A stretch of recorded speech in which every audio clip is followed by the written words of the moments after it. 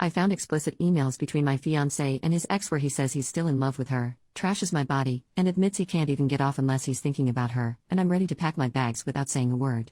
My fiancé, Dale, and I have been together for 5 years. We are as solid as I guess anyone thinks they are before something like this blindsides them. I am in total and complete shock. I'm just sitting here shaking. I can't even cry yet. Dale is at work right now. I haven't texted him or called him or anything at this point. When we got together, he had just broken up with his college sweetheart. She was his first love. I was afraid I was just a rebound. He said that wasn't true. I believed him. Rest is history. Sorry as this is rushed and all over the place. Nothing makes sense in my head right now. I used his laptop about 2 hours ago to open his contacts list he has saved on there so I could get addresses for our wedding invites. Been telling him to get those to me for over a week, so I decided to do it myself. He keeps his contacts info on his email. When I opened his email, I saw an email on the very top of his inbox with the subject line "Re Jen, fake name, how can I when?" The subject line got cut off after that, so I couldn't see more without clicking.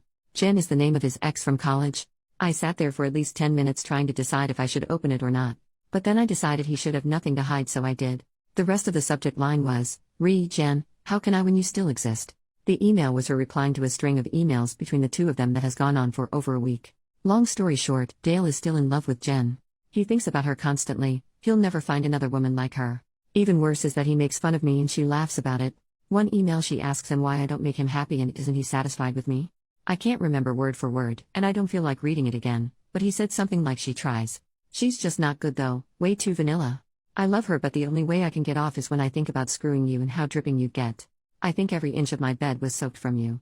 I have the biggest hard on just thinking about it. And then she answered with a bunch of lol-s and said she felt sorry for the poor girl. Another thing he said was that he made fun of me for having a large scar across my chest, onto my left breast, which has disfigured the nip a bit. He said it looked like something out of Edward Scissorhands. That is almost too much to bear. He might as well have punched me in the gut. I was in an awful car accident when I was a teenager. I had a big piece of dashboard shatter and basically fly into my chest. I almost died. I've never been ashamed of the scar. It's like a constant reminder that I survived something a lot of people don't, and I should be grateful to be alive. The slight disfigurement of the nip doesn't bother me either. I've always had the attitude of if someone doesn't want me because of a nip, screw them.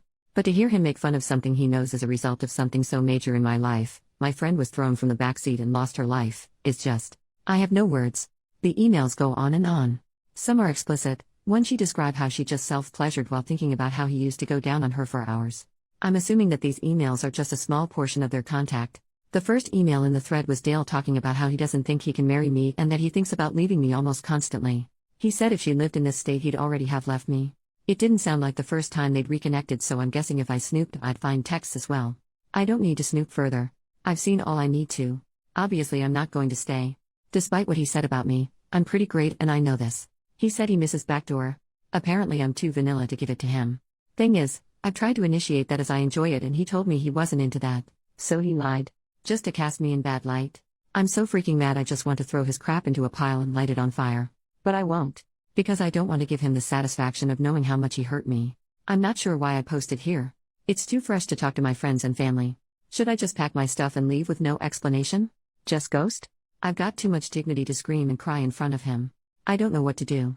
I don't know if I want comfort or advice or what. I just needed someone to know what happened so I don't feel so alone right now. Update. Hey everyone. First off, thank you for caring so much about my situation. You all have great advice, encouragement, and you help me hold on to the strength I need to make it through this. I still have a lot to get through and I'm hurting so much right now. It comes in waves. Sometimes I feel so empowered and strong, then 10 minutes later I'm crying in a ball and feel like I can't move or do anything. Last night I texted Dale and told him that my best friend, Jake, had gotten into a fight with his boyfriend and I was going to go stay with him so he could vent and have somebody with him. I told Jake what happened and showed him the emails. I took pictures of them on my phone in case I needed them for whatever reason. Jake and his boyfriend Mike, who he had obviously not gotten into a fight with and was there, were infuriated, and we all just sort of cried together for a while. They stayed up with me almost all night helping me figure out my next moves. We all agreed that taking the high road was the best route. We made a list of all the things that were necessary to get out of the apartment. Mike is a property manager for a different apartment complex, so this morning he called my property manager and gave her a very condensed, detail-free version of what was happening. I have always thought it important to get to know your property manager in case you ever have a situation where they can help you out, so she always really liked me. Dale and I have been paying rent on a month-to-month basis for about 3 months because we were starting to look for houses to purchase after we settled down after the wedding. My property manager told Mike that working out getting my name off of the rental agreement wouldn't be a problem and to not worry about the 30-day notice that she typically requires for a tenant moving out. As far as finances go, I make about 70% of our combined income and Dale only covers about 30%. When Jake, Mike, and I were discussing the logistics of me moving out, Mike brought up the point that Dale does not make enough to cover the required 3 times rent and income each month. Meaning he will most likely be given notice to move out if he cannot find a roommate fast. We lived in a 1-bedroom, so I doubt he'll be able to find someone quickly who is willing to sleep on a couch versus having their own bedroom. Especially since I purchased the couch, so there isn't even one there anymore. The thought of this brings me great pleasure, as I'm sure you can imagine. Jake and I each called out of work today and we rented one of those mover pickup trucks. We were pretty organized after making our list, and it only took us a couple of trips to get my stuff out and into Jake and Mike's garage for the time being. Dale texted me a couple of times asking how Jake is and if I'm coming home after work tonight. I told him I'm already home, not exactly a lie, I was there at the time, and then I said Jake was going to be okay and that I just couldn't believe how awful people can be to the people they love. Dale agreed and said that he was glad he had such a good girl like me. It was tempting to say something about how I'm just so vanilla that way. I didn't, I just told him to always remember that, how great I am to him. He said of course he would. That felt pretty satisfying, and I hope he does remember that every day for the rest of his life. Whoever it was that posted about the vanilla ice cream idea, Jake, Mike, and I laughed about that hysterically last night. It was the first thing that made me laugh like that and maybe the only thing for a while, so thank you for that. I didn't end up ruining any of Dale's stuff. I didn't print out the emails and send them to his family/friends. I didn't do anything destructive or spiteful. However, after all my stuff was out, Jake and I made a trip to the grocery store. I took that poster's advice and I bought one of those big plastic tubs of vanilla ice cream. I left it on the counter with a note and my engagement ring. I wrote, I know vanilla isn't your favorite flavor, but this is the only vanilla you'll be eating from now on. XOXO. I mean, I am human. I had to leave him with a little bit of a bang. So here I am, staying with Mike and Jake for a while. Finding an apartment will be no issue for me. I'm comfortable financially on my own with a stable job. I have to deal with the deposits I put down for the venues for both the wedding and the reception. I can't right now, I'm too much of a mess emotionally. I will by the week's end though, as I know I can't put it off any longer if there's any hope at all of getting refunded. I had already booked our honeymoon, but I did pay the extra for insurance if the trip needed to be cancelled. I honestly don't really know what exactly the insurance covers. I'll have to look into it.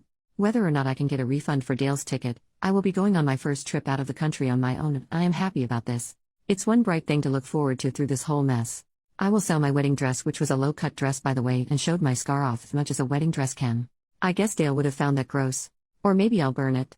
Burning it sounds kind of fun because I've been holding back so much on not being destructive in a time where I would have found great, albeit temporary, pleasure in burning everything Dale has ever owned. Burning my dress is something I can do privately that will still be satisfying. I can scream and cry and throw rocks at it, pour lighter fluid all over it, watch it burn, and then cook a s'more over it. Because I love s'mores, so why not? I am walking away from Dale with my head held high. The best revenge is to walk away as dignified as possible and to not sink to his level. I was close with his family, but I'm not going to worry about what he tells them. I am positive it won't be the truth. There is no way he's got the balls and decency to tell them what he did. But I know what he did, he knows what he did, and all the people who truly love me and who I am close with will know what he did. That's all that really matters. Though it's nice to have those emails just in case Dale tries to take things too far or something. I'm going to be okay. I'm having one of my empowered moments, though I just spent the last hour in the bathtub sobbing. Like I said, waves. Jake told me that Dale isn't worthy of my quirky nip, and I agree. When I got in my accident, I was lucky that the shrapnel didn't pierce my heart. I did however suffer from a pretty significant heart contusion, basically a bruised heart, among other injuries. It was the most painful thing I've ever experienced. So yeah, this situation makes my heart hurt, but my heart has been through much worse and kept on ticking along. Sorry if I rambled a lot. Posting this to you all is like a form of therapy, and the more thoughts that pop up in my mind, I just write them down for you all to read. I haven't told my family and other friends yet. I'll be tackling that soon. I'm glad the invites hadn't already been sent, at least I don't have to send out a cancellation notice. I deleted Dale off all social media and blocked his email address. I didn't block him off my phone yet because, honestly, I'm curious to his reaction. I can promise you all that I will not respond at all. Not to a single text or call. But I can't help but be interested to see how he reacts. I will block him tomorrow though. Mike told me that the second his messages turn ugly or hateful because I'm not responding, block him. He doesn't want Dale to hurt me any more than he already has. He's right, and I really do plan to block him regardless by tomorrow after seeing his initial reaction. I guess that's all I have to update. Thank you all for caring about me. I will continue moving forward, and I will never stop wearing clothes that show my scar. I've never hidden it before, and I'm not going to let some jerk make me feel like I should. From the bottom of my heart, thank you all for your love. You gave amazing comments and messages. I will never forget the nice things you all have said to me. Seriously, thank you. T.S. I think I will dress up as Edward Scissorhands for Halloween. Edit. So last night got pretty crazy. It started with Dale playing dumb and asking what was going on, and what did he do? Like I promised all of you, I didn't respond. The jerk knew exactly what he'd done. He just kept texting and kept texting. One text that I found particularly infuriating was, "I can't think of anything I have done to deserve this. Whatever you think I've done isn't true, I'm sure you just misunderstood and I can explain. I mean, damn, you didn't have to be so dramatic and just leave me like this." I love how he was already saying that I just misunderstood what I think he's done and that he can explain.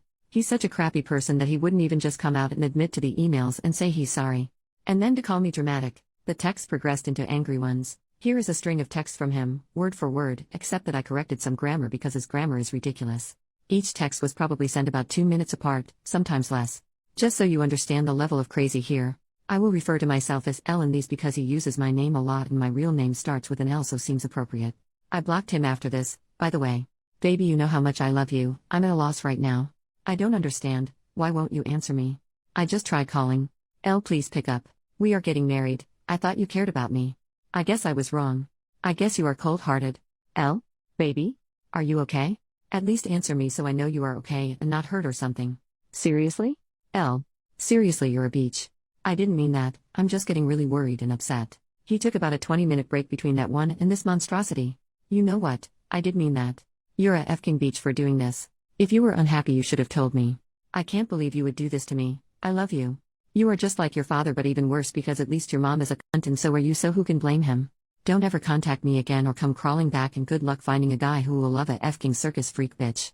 Lol, dumbass. So that's when I blocked him. I know nothing he said was true, but still. This wasn't just an email to his ex, this was something he sent to me directly. I cried a lot after that one, it hit me pretty hard. This is someone I was planning a future with just a couple of days ago. He was so sweet, as far as I knew, obviously. He used to kiss my hand almost every morning. It's just such a shock, it's hard to wrap my mind around it. Last night was a really tough night to get through for me. I keep reading back what I wrote in this update last night, and it helps to keep me feeling strong. I keep reading all of your lovely comments and messages from the original post, and it helps to keep me feeling loved and strong. Jake and Mike are wonderful, and I'm lucky to have them to hold my hand and help me through this. Though his texts hurt me, they also reaffirm that he's a spineless weasel and that I 100,000% did the right thing by leaving. He's making it really easy to get over him. Sorry this got so long, I wanted to really include you all in what's happening. Thanks for checking in on me and caring about what happens to me. Love to you all. Little update, I had a lot of people PM me asking if there were any signs that Dale was a jerk so they know what kind of red flags to look out for. Honestly, no. I wish I could say yes to that so I could potentially prevent others from going through what I did or something similar. He was very attentive and loving, he never once made fun of my appearance, to my face, he seemed to appreciate my ambition and independence. I never felt controlled or criticized for being a financially stable, educated woman. I had a therapist after I lost my friend in the accident. My father had also walked out earlier that year, so we were discussing this and how I hadn't seen it coming. My therapist told me that people can make you see whatever they want you to see, but that they can't keep up the facade forever. Things almost always come to a head eventually. The only thing you can do is be secure enough with yourself to understand that the faults of others has nothing to do with you. Just make sure you surround yourself with enough good people that you can afford to lose one or two along the way. I suppose that would be my advice on the matter. Love people openly and let yourself be loved, but always keep hold of yourself and make sure you have yourself covered should someone let you down along the way. As far as the dress goes, I believe I will take the advice of many of you and donate it to flood victims. It is a beautiful gown. I think what I will burn instead is my reception dress. I've got to burn something. Second update, hey Reddit. I am doing great. I haven't spoken to Dale since our split, though he did show up at Jake and Mike's place twice and they had to basically shoo him away, and he would send flowers and cards to Jake and Mike's place for me for close to 3 months before giving up. I have no idea what is happening in his life these days, which is a wonderful thing. I ended up going on my honeymoon alone and it was fabulous. I went to Spain and had such incredible experiences. And the food. You all, it was wonderful. About 5 months ago I bought a home. My very first home. Just a small little starter home, and it's not much, but it's mine and I love it. I've also done a fair share of traveling. Mostly by myself because there is something just empowering and magical about traveling by yourself. Quiet moments alone, just taking in amazing sights and experiences. Though I've also traveled with Jake to Canada, which was a very fun trip, and had a Vegas trip with 5 other friends. As far as my romantic life, I'm having fun. I'm staying single, and I would like to stay single for a while. Unless I meet someone who just sweeps me off my feet. I have met some men during my travels and around the city that seem to have no problem with my circus freak scar though. So that's about it. I am forever grateful to how much you all rallied around me and lifted me up during a very low time. It meant and still means so much. You are all wonderful, kind people. Even when I logged on to this account today for the first time in months, I still had people messaging me words of encouragement as little as 2 weeks ago. That is, not to sound corny, sort of magical. That complete strangers shows such compassion. Thanks for being rad, Reddit.